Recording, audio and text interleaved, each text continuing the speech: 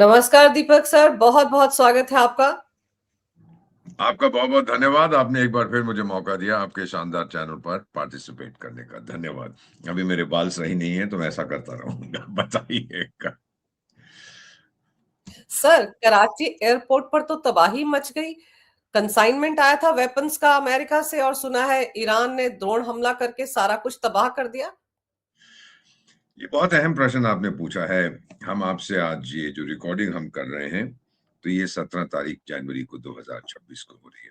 थोड़ा-सा बैकग्राउंड इसका समझते हैं। वो जो एक खेती मार्शल है ना जिहादिस्तान का, जो खेती करता है, फील्ड फील्ड में काम करता है जो मार्शल, पिंजरे वाली मुनिया। तो वो अमेरिका गया था एटसेट्रा। उस समय ट्रंप ने उससे अब जो सामने आ रही है खबर, उससे कहा था कि देख टाइगर, ये रेयर शेयर सब बकवास है, तेरे पास कुछ नहीं है। वो लेके तो गया था अपने साथ वहां दिखाने के लिए, देखो जी मैं दुकानदार हूँ, मैं सेल्समैन हूँ। उसने कहा ये चीज है कि हमने ईरान को ठोकना है। अब जो क्या है, इजराइल अपने बॉम्बर्स यूज करेगा जो मैंने दिए, मैं हथियार यूज करूंगा, और आप अपने सिपाही भेजो मरने के लिए। तो उसने कहा कि जनाब क्या फर्क पड़ता है, मेरे 10,000 मर जाएंगे, हमारी औरतें 5 करोड़ और पैदा कर देंगी, दिक्कत क्या, हम तो पैदा होते हैं मरने के लिए, जिहाद के लिए। Very good. तो अब मेरा मानना है कि अमेरिका ने जो हथियार उसको भेज रहे थे इस्लामाबाद को, कि अभी अपने पास रख, तैयार हो जा, क्योंकि आपकी तरफ से अगर मुझे ईरान पर हमला करना, जो वो करेगा, डोनाल्ड ट्रंप को आप ये बात समझ लीजिएगा, जो कहता है वो करता है, जो करता है वो कहता है, वो ठोकेगा, जरूर ठोकेगा। लेकिन उसको अगर जाना पड़े अंदर, अपनी अमेरिकी लोगों को नहीं भेजेगा सिपाहियों को मारने के लिए, पाकिस्तानियों को भेजेगा। पाकिस्तान को कोई फर्क नहीं पड़ता, वो तो पैदा होते हैं 72 हूरों के लिए, इस धरती पे कुछ मिलता नहीं है, तो अगले जीवन में उनको जो कुछ चाहिए मिलेगा, वहां पे उनको शारीरिक संबंध मिलेंगे 72 हूरों के साथ, और इस जीवन में उनको हिंसा मिलेगी। तो ये दोनों चीजें अगर आप ध्यान में रखें, फिर ये साफ जाहिर है कि अमेरिका करने वाला था कुछ ईरान पर, और उसने पाकिस्तान को ये हथियार भेज दीजिए कि अपने सिपाहियों को ये दीजिए, और वो अंदर जाएंगे अब। लेकिन किसी इंटेलिजेंस एजेंसी ने ये बता दिया उनको, और फिर क्या होता है कि जब इंटेलिजेंस एजेंसी ने ये बात उनको बताई, अब कौन सी इंटेलिजेंस एजेंसी आप तो समझ सकती हैं, और फिर ईरानियों ने एक स्ट्राइक की और पूरी तरह से वो प्लेन लोड को तबाह कर दिया। तो ये चीज मानने के लिए। दूसरी चीज बेटा, जब से शुरुआत हुई है, क्षमा कीजिएगा, तो उसको बंद कर देता हूँ। हाँ। दूसरी चीज ये है कि ईरान और जिहादिस्तान के जो संबंध हैं, वो ऊपर नीचे होते रहे हैं।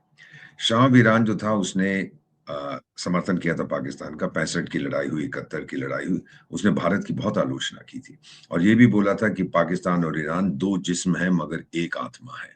बड़ी बड़ी बातें करता था। अब क्या हो, उसके बाद वो चला गया, वो भूल गया था कि शिया सुन्नी का जो डिवाइड है वो इतना आसान नहीं है। तो फिर पाकिस्तान का वहां पे एक लीडर गया, फिर ईरान से लोग आए, पिछले साल भी उनके राष्ट्रपति आए थे। बस ये क्या होता है कि एक दूसरे पे भरोसा नहीं है, और मेन कॉज इसका बलूचिस्तान है। दोनों तरफ बलूच रहते हैं। सिस्तान बलूचिस्तान ईरान में है, 900 किलोमीटर का बॉर्डर है, और बलूचिस्तान पाकिस्तान में है। तो यहाँ पे इस्लामाबाद कहता है कि आप बलूच लिबरेशन आर्मी जो हमें ठोक रहा है, आप उसका समर्थन करते हैं। तेहरान कहता है कि जैश ए अदल, वो भी एक बलूच ग्रुप है जो हमें ठोक रहा है, आप उसका समर्थन करते हैं। भरोसा जीरो, और जब तक भरोसा नहीं है कुछ नहीं होने वाला। सो अब जो आग लगी है कराची में, ऑफ कोर्स अभी सरकारी तौर पर ऑफिशियली कुछ नहीं कहा है, लेकिन मैं जानता हूं कि वहां पे दंगा हो रहा है, और जो कुछ वहां पे हो रहा है, ईरान ने साफ जाहिर कर दिया है पाकिस्तान को, देख टाइगर, तू पंगा मत ले, मेरा जंग जो इस समय है अमेरिका के साथ है, इसराइल के साथ है, आप बीच में कूद पड़े तो मैं आपको बहुत मारूंगा। और ईरान ने पहले भी ये साबित कर दिया है कि उसमें ताकत है ठोकने की। अब वो मिसाइलों की जो बात कर रहे हैं कि हम इसराइल पे मिसाइलें दागेंगे और अमेरिकन बेसिस पे मिसाइलें दागेंगे, ये बड़ी मजेदार चीज है। अमेरिकन बेसिस जो मिडिल ईस्ट में, उनको हम ठोकेंगे। अमेरिकन बेस तो एक पाकिस्तान में भी है, उसको भी ठोकेंगे। तो ये घबराया हुआ है इस समय पाकिस्तान। और ये जो वेपन हथियार आ रहे थे, ये तैयारी में थे कि हम आपको सोफिस्टिकेटेड वेपन्स दे रहे हैं, अब आपको अंदर जाना है और अपना वादा निभाओ कि आपको कोई फर्क नहीं पड़ता ईरान कितने आपके सिपाहियों को मार दे, वो तो सब सीधे जाएंगे जन्नत में जहां उनकी हूरें इंतजार करेंगी। ये वो गधे नहीं समझते कि आपको जन्नत में वो 72 मिलती हैं अगर आप किसी काफिर को मारें। अब ये नहीं मालूम कि अगर ईरानियन भी काफिर बन गए हैं, उनके लिए मुसलमान तो हैं लेकिन शिया हैं, वो भी काफिर हैं तो फिर चाहिए। बाकी दुनिया के इस्लामिक समुदाय का क्या रिस्पॉन्स इसमें होगा? इस्लामिक समुदाय चुप है, वो ईरान से नाखुश है, कहेंगे ऑफिशियली। ऊपर पे तो ये हमने भी कहा भाई मत करो टाइगर, अमेरिका यार डोनाल्ड ट्रम्प कितना अच्छा आदमी है, मत ठोक ईरान को। प्राइवेटली उसके जाके ओए ठोक दे ठोक दे ठोक दे। तो ये चीजें बेटा, ये दोगलापन इस दुनिया का असूल है। मेरे को तो 52 साल हो गए कूटनीति में। आपका ख्याल है? हम नहीं करते। ऑफिशियली कुछ भी कहेंगे, प्राइवेटली हम अलग करेंगे। सो पाकिस्तान में जो अभी हुआ है वो ईरान ने उसको चेतावनी दे दी। और अब आप देखेंगे कि बलूच लिबरेशन आर्मी, जिसका पाकिस्तान कहता है ईरान समर्थन करता है, वो और ठोकेंगे। वो अपने जो अटैक्स हैं वहां पर और बढ़ाएंगे। वैसे भी पाकिस्तान की फौज तो खैबर पख्तूनख्वा और बलूचिस्तान से भाग गई है, छोड़ गई है, क्योंकि डर लगता है, मरना नहीं चाहते ये लोग। लेकिन बलूच अब उनको और ठोकेंगे।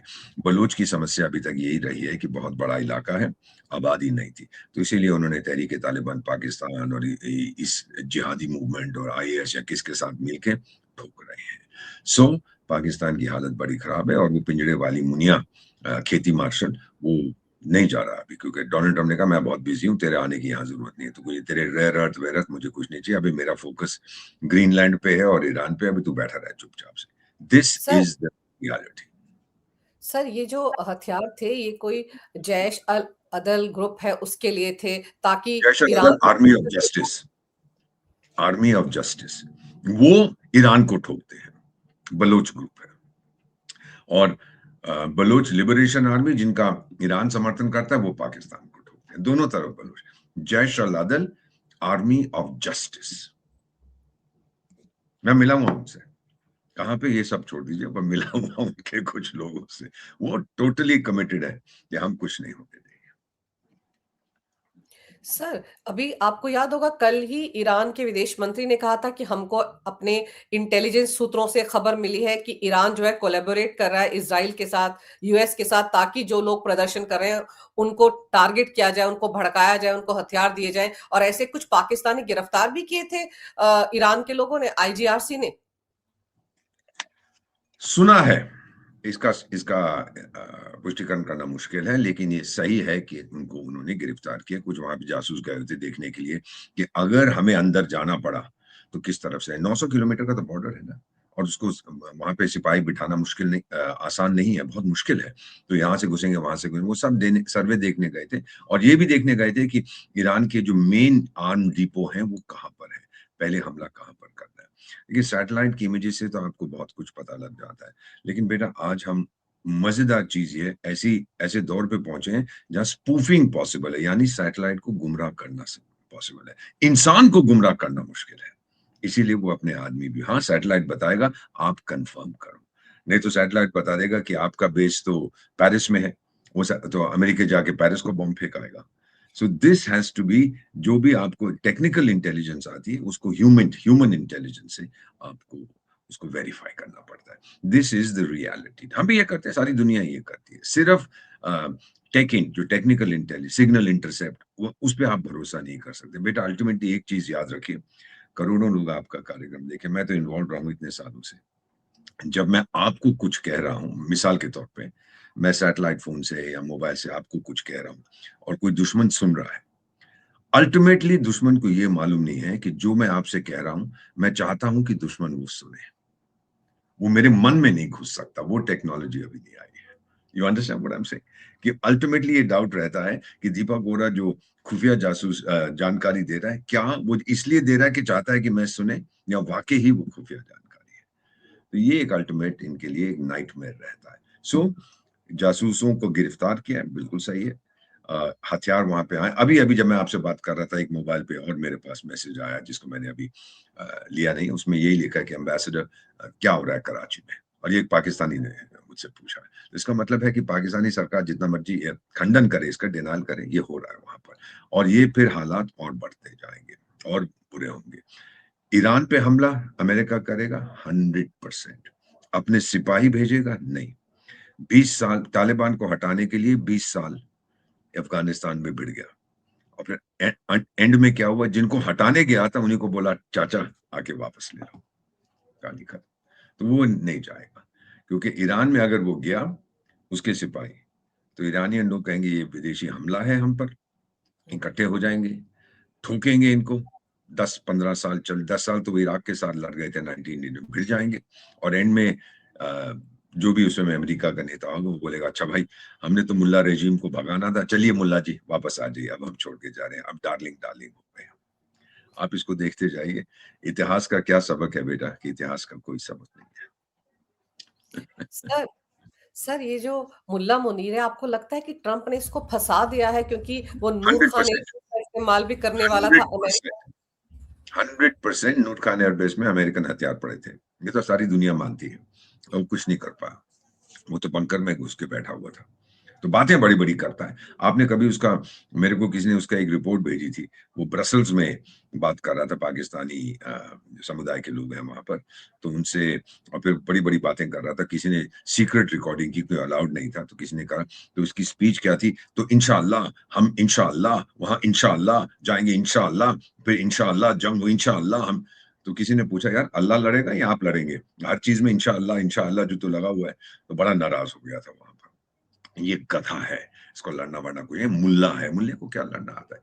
ये चाहता है, इसने फिर ये भी बोला था कि मैं मैदान जंग में मरना चाहता हूँ, मुझे भी तो 72 चाहिए। इस धरती पर पाकिस्तान में तो केवल 18 है मेरे पास दुनिया भर में, मुझे 72 चाहिए होंगे। तो ये इस टाइप के लोग जिनका ऑब्सेशन ये होता है ना फिजिकल प्लेज़र, ये कुछ नहीं कर पाएँगे। लड़ना-मरना इनको नहीं आता है। सर लेकिन हाल के डोनाल्ड दिनों में ट्रम्प इससे नाराज़ है, तभी तो नहीं बुलाया, दोबारा नहीं बुलाया। और ग्रीनलैंड की अब बात कर रहा है, रेयर अर्थ तो वहाँ पर भी ढेर सारे हैं। कह रहा है नेशनल सिक्योरिटी के लिए है, ये है, वो है, लेकिन असल में उसको ये चाहिए, क्योंकि चीन ने जो तमाचा मारा है, रेयर अर्थ जो मिनरल्स हैं, जिसको हम लोग हर चीज़ में जिनका प्रयोग करते हैं, उसपे जो प्रतिबंध लगाया है, तो ट्रम्प और जगह ढूँढ रहा है। पिंजरे वाली मुनिया ने इस फ़ायदा उठाया था और कहीं से खरीद के हांगकांग से मँगा के, जी हमारे पास भी ये हैं। तो ट्रम्प ने फिर अपने लोगों से कहा है, कहता है एक बूँद नहीं है इनके पास। तो वो भी समझ गया कि ये मेरे को क्या कहते हैं वो, मेरा मेरा क्या बना रहे हैं, उल्लू बना रहे हैं ये लोग, मुझे पप्पू बना रहे हैं ये लोग, तो मैं पप्पू नहीं बनूंगा इनका। लेकिन सर बेगानी शादी में अब्दुल्ला दीवाना, ईरान पर कोई हमला ट्रंप कर नहीं रहा अभी, जब करेगा तब की तब से, लेकिन उससे पहले ईरान ने ठोक दिया पाकिस्तान को। और अभी हाल के दिनों में याद कीजिए कितनी आग लगने की घटनाएं हुई। एक आतंकवादी की शादी में आग लग गई थी, फिर रिजवान नाम का जैश का आतंकवादी जो है वो पीओजेके में, उसके घर में आग लग गई थी। अब यहाँ कराची एयरपोर्ट पर आग लग गई सर। अननोन और कुछ वो भी तो लगी ज्यादा। थी शादी में, वो डैनियल क्या नाम है उसका, हेडली डेविड हेडली के रिश्तेदार की शादी में आग की लगी थी। शादी भी थी, वहां पर भी कुछ धमाका हुआ था। बेटा ये एक चीज है कि अंतरराष्ट्रीय रिलेशनशिप में ब्लैक एंड व्हाइट नहीं होता। मेरी अगर दोस्ती है देश एक्स के साथ, इसका मतलब नहीं पूरी तरह समर्थन करूंगा। कई चीजें देश एक्स की हैं जो मुझे पसंद नहीं है, वहां पे उसको ठोकूंगा। तो ये दोनों चीजें होती हैं, डार्लिंग डार्लिंग भाई भाई, और दूसरी तरफ ठोको उसको। ये दोनों चीजें साथ साथ चलती हैं। यही हो रहा है जो आपने बिल्कुल स्पष्ट रूप से, you know brilliantly understood the reality, कि हम लोग बातें मीठी मीठी करेंगे, पीछे से छुरा घोंपेंगे जब हमारे हित में होगा ऐसा करना। आपका क्या कहना, हमारी इंटेलिजेंस ऐसी सोती रहती है, भले ही हमारे आदमी ने ना हमला किया हो, लेकिन दूसरी इंटेलिजेंस एजेंसीज के साथ हमारी भी दोस्ती होती है। अफगानिस्तान के साथ है, ईरान के साथ है, इधर के साथ है, उधर के साथ है, सऊदी अरेबिया के साथ है। तो वो फिर हमें बताते हैं कि जी ये करने वाला है, ये करने वाला है, ये करने वाला है। कहीं न कहीं तो खबर निकल जाती है। अब अभी जो मेरे पास एक और मैसेज आया, मैं पढ़ रहा हूँ, किसी ने मुझसे पूछा है, एम्बेसडर साहब ये जो खुफिया एजेंसी ने जानकारी दी थी, भारत से इसका कोई संबंध है? अब जवाब दे दूँगा, मुझे क्या पता, मुझसे क्यों पूछ रहे हो? जाके आप खुद पता करो। तो ये चीज़ है बेटा कि हमारी में शक्ति बहुत है। हमारी इंटेलिजेंस अब बहुत हाई लेवल की पहुँच गई है। और जैसे हमको पता अमेरिका से जहाज़ आ रहे हैं, छुपाना बड़ा मुश्किल है। कौन-सा रूट लेगा, कौन-सा है, वो ट्रांसपोर्ट प्लेन था, भरे हुए थे, और ये हथियार फिर इनको दे रहे थे, आप जाओ अंदर, कि ईरान आपको तंग कर रहा है। अब हम दोनों की समस्या का समाधान हो जाएगा, कि ईरान को हम इतना कमज़ोर कर देंगे, ना आपको ठोकेगा, ना इज़राइल को ठोकेगा। अब देखिए किस तरह से इज़राइल और उसकी दोस्ती हो गई है। पाकिस्तान इज़राइल दोस्ती नहीं, उनका ऑब्जेक्टिव एक हो गया, ईरान को सर कमज़ोर किया। वैसे तो गाली-गूली देते हैं एक-दूसरे को। सर अभी इजिप्ट में भी तो ये डीजी जो है आईएसआई का आसिम मुनीर का चमचा आसिम मलिक नाम है जिसका वो जाकर सीआईए और मोसाद के अधिकारियों से उसने मुलाकात की, सीक्रेट मीटिंग थी, उसकी भी फोटोग्राफ्स लीक हो गई। तो वहां पर भी तो खिचड़ी 100% पिटाई थी। ये तो बहुत लोग कर देते हैं। अब इज़राइल के सीक्रेट सर्विस से जिहादिस्तान का सीक्रेट सर्विस वाला मिल रहा है, इसका क्या मतलब है? कि सीक्रेट सर्विस के कोई कानून नहीं होते। ऑफिशियली आप जो मर्जी कहिए, बदमाश है, डाकू है, ये है, वो है। प्राइवेटली आप अलग चीजें करते हैं। और जहां तक इजिप्ट का सवाल है, ये इस्लामिक समुदाय में इस समय जो मैं देख रहा हूँ टर्मोइल, अब बात कर रहे हैं कि एक इस्लामिक नेटो बन जाएगा, टर्की भी आ जाएगा, सऊदी अरेबिया तो है ही ऑलरेडी, पाकिस्तान आएगा। ये जो तिकोन चीज बना रहे हैं, नेटो शेटो, नेटो नॉर्थ अटलांटिक है, ये जो ट्रायंगुलर चीज कर रहे हैं, मेरी बात मानिए, सोच रहे हैं टर्की हथियार देगा लड़ने के लिए, जिसके आगे जो भी इनका दुश्मन है, पता नहीं इनका दुश्मन चीन है या अमेरिका होगा या रूस होगा या भारत होगा, ये मुझे नहीं पता। टर्की हथियार देगा, सऊदी अरेबिया पैसा देगा और पाकिस्तान अपनी जान दे। उसको क्या फर्क पड़ता है? मारो मारो मारो, मेरी जनसंख्या को कम करो, मेरे लोग बाज नहीं आते, एक एक परिवार में 30-30 40-40 बच्चे हैं, कम करो हमारी जनसंख्या को, मरने दो उनको। सो दिस इज दी जो बनाने की कोशिश करें, चलेगा नहीं। पहले भी ये कहा होता था, एक वो क्रिकेट खिलाड़ी, वो और टर्की वाला और मलेशिया वाला ने बोला था, यूएन में मीटिंग हुई, हम एक इस्लामिक बीबीसी बनाएंगे। ओ बड़ी अच्छी बात है, बड़ी जोश हो, हम इस्लामिक बीबीसी बना रहे हैं। तो फिर टर्की वाला बोला भाई पैसे कहाँ है उसके लिए? तो बोले मलेशिया से पूछो। मलेशिया वाला का मैं तो दूंगा नहीं। पाकिस्तान से बोले, पाकिस्तान कह रहे मैं तो भिखारी हूँ। वो वहीं ठप हो गया आइडिया। पैसा कहाँ है? राजों का राजा रुपया, सबसे बड़ा रुपया, रुपया किसी के पास नहीं है इन लोगों में से। तो भाई आप देखिए क्या होता है। एक बार फिर हम बातचीत करेंगे 1-2 दिन के बाद, जब ये पूरी चीज स्पष्ट हो जाएगी और जब ट्रंप, हो सकता है, हम अभी तक तो हम इंतजार कर रहे हैं कब ठोकेगा। एक चीज बड़ी मजेदार, सारी दुनिया का फोकस इस पे है कि ट्रंप क्या करेगा, और ट्रंप के दिमाग में कोई घुस नहीं पाता। और जो वहां की व्हाइट हाउस की प्रवक्ता है, उन्होंने बोला कि ट्रंप क्या करेगा वो केवल ट्रंप जानता है, हम नहीं जानते। थैंक यू वेरी मच, जन्मदिन मुबारक हो।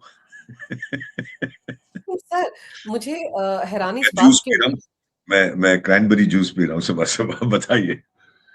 सर ये सर पाकिस्तान तो बैठे-बिठाए फँस गया ना, क्योंकि इज़राइल के निशाने पर भी पाकिस्तान हमेशा रहा है। भले ही आजकल दोस्ती हो रही है, लेकिन ईरान को ठोकने के लिए दोस्ती हो रही है। इज़राइल के प्राइम मिनिस्टर ने तो पहले ही कह दिया था कि जहाँ-जहाँ आतंकवादी बसते हैं, हम उन जगहों को ठोकेंगे। तो ये क्या लग रहा है पाकिस्तान को या मुल्ला मुनीर को कि हम लोग इज़राइल के साथ अकेले दोस्ती पड़ गए, बढ़ा रहे हैं, उनके साथ सब कुछ कर रहे हैं, तो अकेले बाद में पड़ गए, ठीक हो जाएगी? अकेले पड़ गए हैं। अमेरिका का नंबर 1 दुश्मन, चीन का नंबर 1 दुश्मन, रूस का नंबर 1 दुश्मन इस्लाम है। बेटा इसको मीठे बातों करने से कोई फायदा नहीं। बड़ा अच्छा धर्म है, शांति का धर्म है, ये है, वो है। मैं सनातनी हूँ, एक पठान का बेटा हूँ, एक सिकनी का बेटा हूँ, सनातनी हूँ। सवाल पूछता हूँ आपसे, किसी ने मुझे जवाब नहीं दिया। मेरे धर्म ने तो योगा दिया है, सनातन ने तो आपको आयुर्वेदा दिया है, सनातन ने आपको मेडिटेशन दिया है, कितनी खूबसूरत इमारतें दी। आपने क्या दिया है? बुद्धिज्म ने बहुत ज्ञान दिया है, कंपैशन दिया है। क्रिश्चियनिटी का एक जिसने उसकी स्थापना की थी, वो कहता है मैं अपने आप को कुर्बान कर रहा हूँ दुनिया को बचाने के लिए। इन्होंने क्या किया? इन्होंने क्या किया? इन्होंने दूसरों को मारा ना। एक तरह से अगर आप देखें कि जीसस क्राइस्ट का भी it was a kind of suicide, कुछ लोग कहते हैं कि भाई सूली पे चढ़ गए हंसते हंसते, और फिर कहा कि दुनिया को बचाऊंगा। कि फिर ये भी कहा कि भगवान फादर इनको माफ कर दो, ये जानते नहीं ये क्या कर रहे हैं जो लोग मुझे फांसी दे रहे हैं। लेकिन ये लोग क्या करते हैं? इस धर्म ने क्या, हाँ जी 800 साल पहले हमने तोप बनाई थी यार, टाइगर 800 साल पहले चले गए। तोप किस लिए बनाई थी? भोजन करने के लिए। हर चीज में जहाँ जो मैं देखता हूँ बेटा, मैं किसी की आलोचना नहीं कर रहा, लेकिन जो मैं समझ पाया हूँ, बहुत से ज्ञानियों से पूछा है, मैंने सिर्फ एक चीज देखी है। अ, माफ करना, आप बेटी हैं, सेक्स और हिंसा, इसके अलावा और कुछ नहीं नजर आता। सो ये चीजें हैं जो हम देख रहे हैं। और फिर आप इस्लाम से, इसीलिए चीन भी नफ्ता उइगर को बंद कर रखा है। रूस चेचन लोगों पे बिल्कुल भरोसा नहीं करता, भिड़ चुका है उनके साथ। और फिर वो ताजिकिस्तान, ये वो स्थानवान सब, वो तो सोवियत यूनियन का सॉफ्ट अंडर बेली था, वो लोग सपोर्ट करते थे मुजाहिदीन को। अफगानिस्तान से भी दूरी रखता है, ऑफिशियली तो दोस्ती करेगा लेकिन दूरी रखता है उसके साथ कि भाई ये पता नहीं है इस्लामिक लोग कब भिड़ जाए, हमारा भी, हम बड़े ध्यान से चलते हैं। सो अगर ये सच्चाई है तो फिर तो आप मान जाइए कि ये सिर्फ टेम्पररी है, टेम्पररी अलाइनमेंट।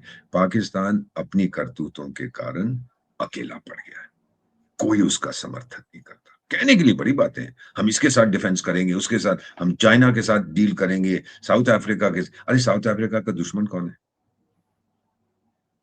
भाई मेरे को, अगर आपको एक डिफेंस एग्रीमेंट करना है, टर्की का दुश्मन कौन? वो मुझसे भिड़ेगा? 2 दिन के अंदर मैं उसकी हालत खराब कर दूंगा। ग्रीस बैठा हुआ उस तरह, वो ठोकेगा उसको। तो ये सब बना, ये कहने के लिए बड़ी अच्छा होता है ना, अच्छा लगता है हमने जी ये बना दिया, वो करोगे क्या बनाकर? लक्ष्य क्या है? क्या टर्की वाला आएगा लड़ने मेरे साथ? अगर पाकिस्तान ने फिर कुछ गलत काम किया मेरे साथ, तो क्या वो लड़ने आएगा मेरे साथ? क्या सऊदी अरेबिया अपनी फौज भेजेगी? वो तो पहले फौज मैदान में पहले बोलेगा रुको रुको, मुझे अभी वो प्रार्थना करनी है, रुक जा, अभी भारत से बोलेगा अभी गोली मत चला, अभी मैं प्रार्थना कर रहा हूँ। क्या बकवास करते हैं आप लोग। यमन कब से लगा हुआ है था उनको ठोकने में, हवाई जहाज के जरिए बम्बार्डमेंट कर रहे थे यमन में हुती फूतियों को। यूएई तो चला गया है कि भाई मेरे से कुछ नहीं होता, मैं ऐसे ही पिस रहा हूँ इसके अंदर, क्योंकि आपस में रिश्ते हैं, कोई भाई है, कोई भतीजा है, कोई अंकल है, कोई आंटी है, उनकी आपस में जो रूलिंग फैमिली है। सऊदी अरेबिया अकेला पड़ गया। अब उसने भी समझौता कर लिया कि भाई ये मेरे बस का नहीं है, मैं नहीं लड़ सकता इनके साथ। सो ये चीजें हैं बेटा, ये हकीकत है कि आप धर्म के नाम पर इकट्ठे नहीं हो सकते। अमेरिका ने साबित कर दिया, इसराइल ने साबित कर दिया, और जिहादिस्तान ने साबित कर दिया। अगर इसराइल के साथ दोस्ती है, इसका मतलब क्या है? आप तो सबसे आगे होते थे। इसराइल एंटी इसराइल, जब वो गाजा में हुई तो वहां के मुल्ले लोग बैठ गए घोड़ों पे, हम जा रहे हैं जी इसराइल से लड़ने। जब टीवी कैमरा गया तो उनका घोड़ा भी ठस हो गया, कोई नहीं गया।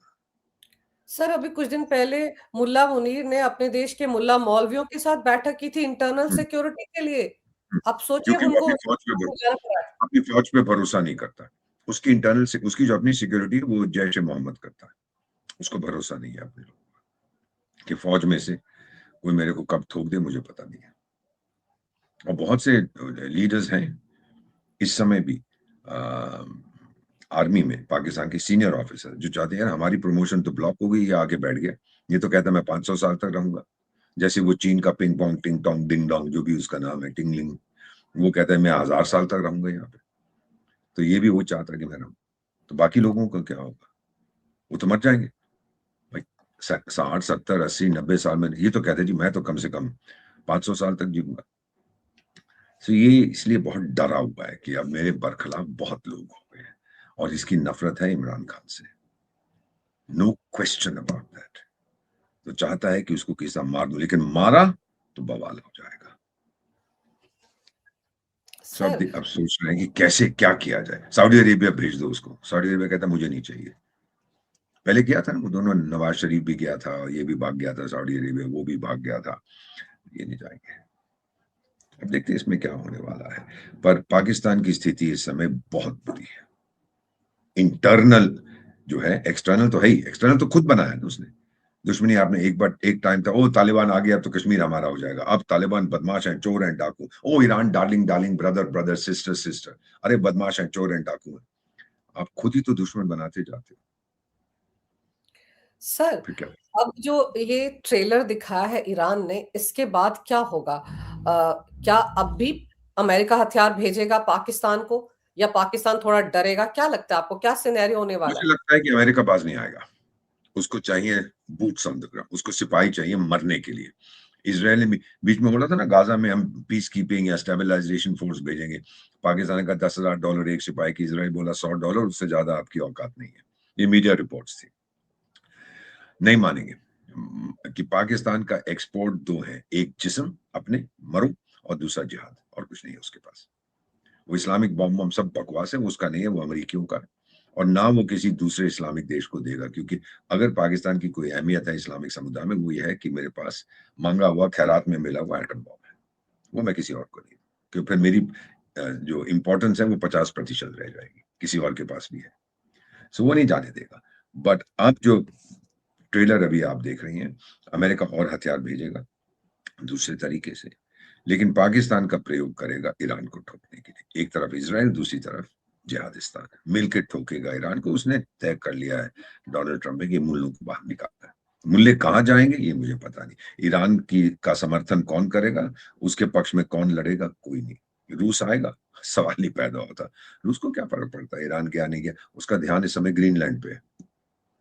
वो तो पुतिन साहब ने कहा ये बड़ी गलत बात है, नेटो वहां आ रहा है, वो भी मजाक है। नेटो के 50 लोग पहुंच गए हैं वो अमेरिकियों से भिड़ने के लिए। दिमाग खराब। नेटो की एक समस्या है बेटा, जब मैं यूएस में पोस्टेड था तो अखबार में इश्तिहारात, शादी के इश्तिहार नहीं आते, दिल्ली में भी अखबार में भी, लड़का है लड़की चाहिए, लड़की है लड़का चाहिए, तो वहां पे उसको आईएसओ कहते थे, इन सर्च ऑफ।